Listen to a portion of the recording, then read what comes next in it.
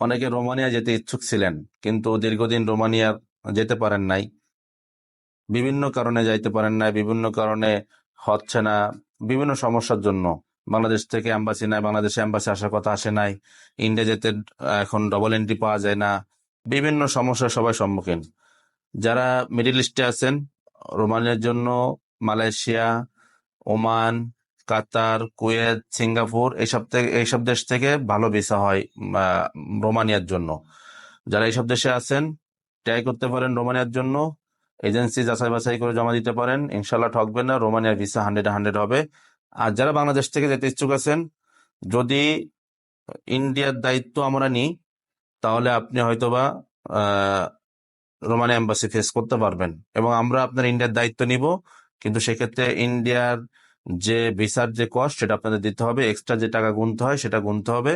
কিন্তু ইন্ডিয়ান ভিসার কস্ট আমরা দিব না, ইন্ডিয়া আপনার থাকা খাওয়া আমরা দিব না। যদি আপনি ইন্ডিয়ার থাকা খাওয়া আপনার, ইন্ডিয়ার ভিসার দায়িত্ব আমরা নিব, খরচ আপনার করতে হবে।